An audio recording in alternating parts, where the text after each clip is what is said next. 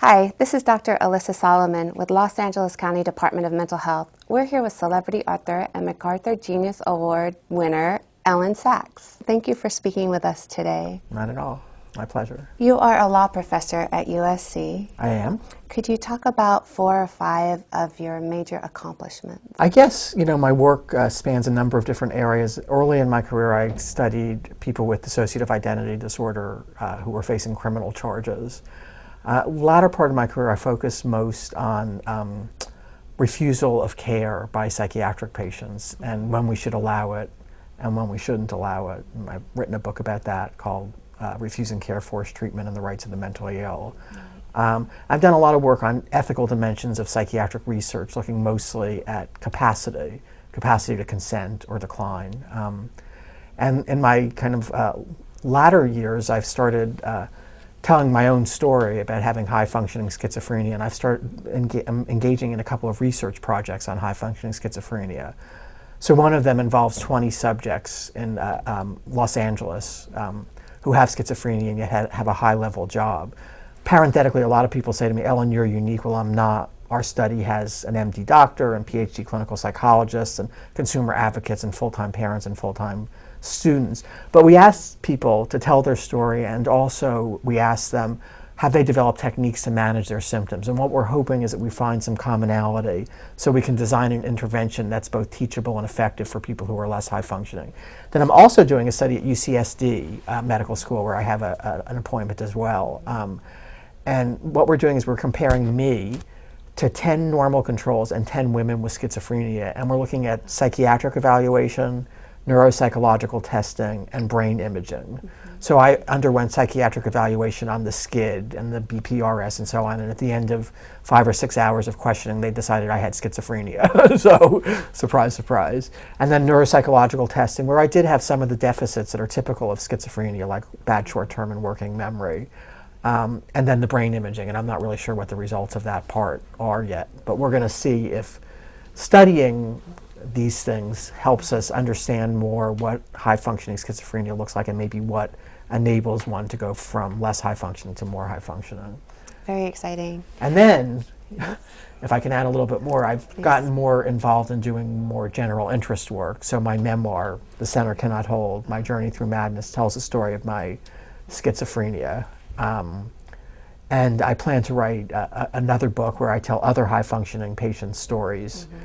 And then another book where I'm going to be collaborating with a woman who's a lawyer who has bipolar illness, and we're going to kind of dialogue about different issues facing people with illnesses. Why did you decide to write about your experiences with your diagnosis of having schizophrenia?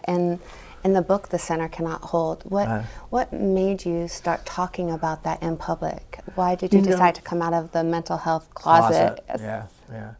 I took the decision very carefully. I am in a privileged position in that I'm a tenured professor, so if I don't engage in moral turpitude, I'm not going to lose my job. So it was safer for me to, quote, come out. But I really considered carefully whether I wanted to do it. And in fact, a friend of mine who's a geriatric psychiatrist at UCLA said, you should do it under a pseudonym. And I thought about it, and then I thought, that just sends the wrong message. This is too awful to say out loud. So I decided I would do it. It was a risk. It turned out great. I have gotten so much support, so much love. I don't feel at all disrespected or feared or any of those things that I worried about. It's just been all good, except for the fact that, I get a lot of emails and so on, and it's hard to keep my head above water. You're busy. Yeah. Were people that knew you but didn't know you had a diagnosis shocked to find out that you did have a diagnosis? Yeah, a lot of people were, and a lot of mental health professionals said, I have a great radar screen. I can really detect that easily, and I didn't with you. I really wanted to know why people don't discuss their diagnoses of schizophrenia or mental illness. Why didn't you? I think the stigma is really tremendous, and people are fearful what others will think of them if they know about the diagnosis. Stigma involves having preconceptions about people with mental illness that may or may not be true of an individual instead of meeting the individual in her own right and getting to know the person. people want to have in-groups and out-groups, so this is a way to marginalize an out-group. I started having several really, really terrible headaches, and I just remember one day at the law school where I had been a student and still had friends, I was there and I started throwing up, and they brought me home, and then the next morning my friends kept calling and the line kept being busy, and eventually they came to my apartment and I was in the same clothes and my bed was, I obviously hadn't slept. And I had no short-term memory. Why are you here? Why are you here? Why are you here? So they brought me to the ER, where a predictable disaster occurred, which is they got my psychiatric records and they decided I was having an episode. My friend Maria and Patty were jumping up and down, waving their arms, saying, "We've seen her psychotic. This is not how she gets." But they sent me home. And then a little bit later, my mom came to town and my internist sent me back to the ER, and they almost sent me home again, but they decided to do a spinal tap. When you say they're sending you home, they're saying, "Oh, you're just psychotic." There's exactly. Take some more medication. Yes. Yeah. They finally did a spinal tap, and I had blood in my spinal fluid, which means I was having a hemorrhage in my brain, which 50% of people die from. But they didn't even work it up because I was a psychiatric patient. My closest friend, Steve, who's both a lawyer, we were in law school together, and a psychologist, had a patient who had a broken back and went for 3 weeks consulting doctor after doctor, and nobody would believe him. He was a psych patient. It must be in his mind. So that's a kind of dangerous side of stigma. What about your diagnosis and the course of having symptoms? When did you first experience an altered state or a confused state or any confusion, anything that could be considered confusion?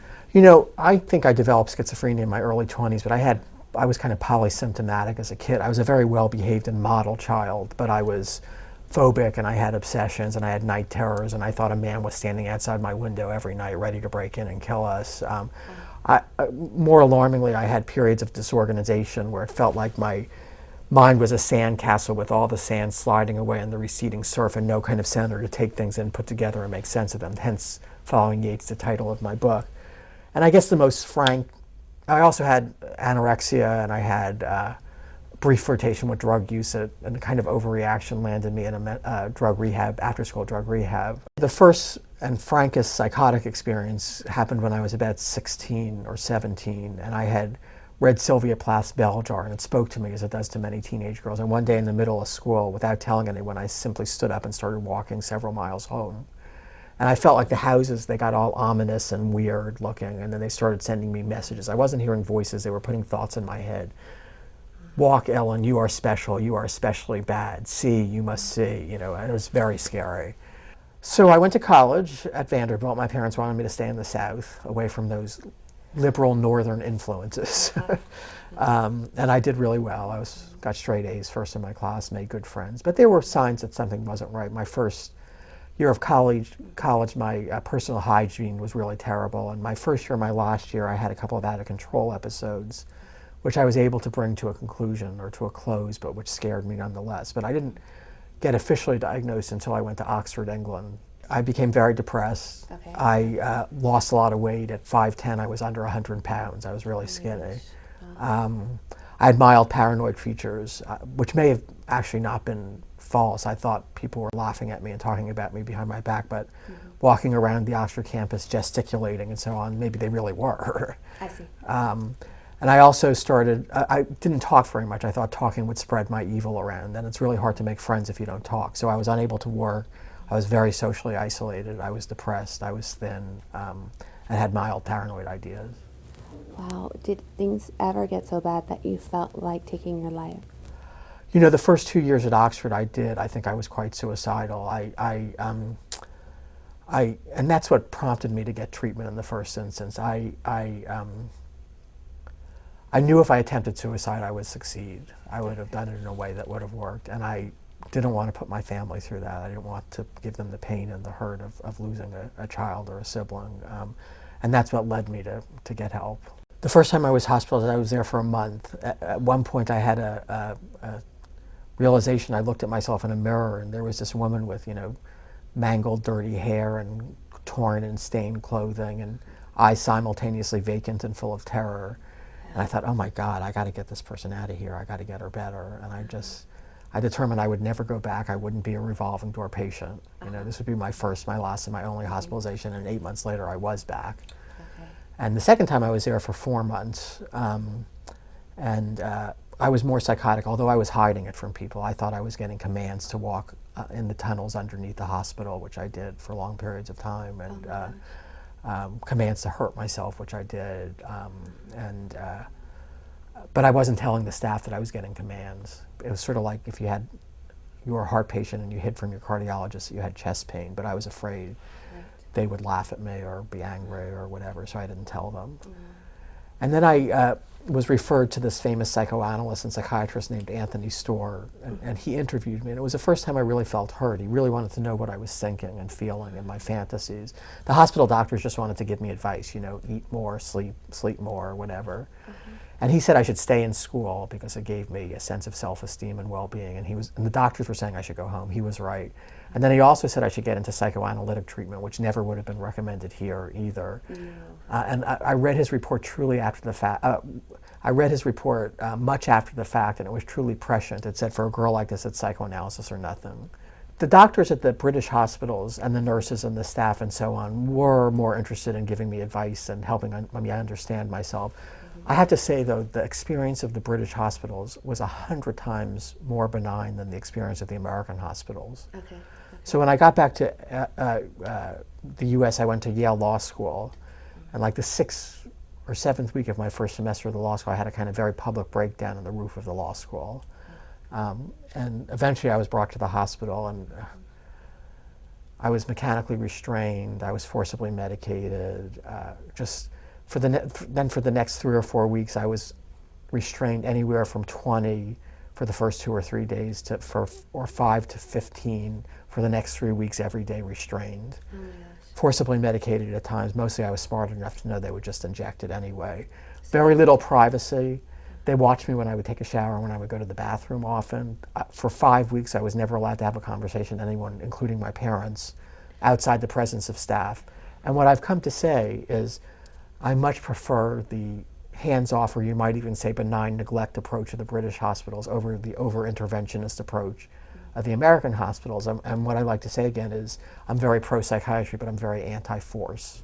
No wonder nobody will talk about their mental health diagnosis. That's right. It seems a very scary thing to do. That's right. Are you going to end up being tied spread eagle to a bed, unable to move, in that humiliated, degrading, and helpless position?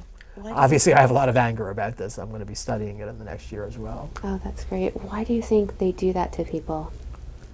You know, it's sort of interesting. There was a professor at the law school that I went to who was also a psychiatrist, and my first law paper published in the Yale Law Journal was on the use of mechanical restraints in psychiatric hospitals. And one of the things I pointed out is that England largely hadn't used 4- and 6-point restraints for over 200 years, and that we'd used them a lot. But I was talking about my paper to this professor, and I said, it just must be so painful and degrading to be in restraints. And he said, Ellen, you don't understand. Those people are psychotic. They're different from you and me. They would experience that in a different way than we would. And I did not at that moment have the courage to say, no, Dr. So-and-so, they are like me, and we do feel those things. What was it like to hear about your diagnosis of having schizophrenia, paranoid type, and where did you first hear it?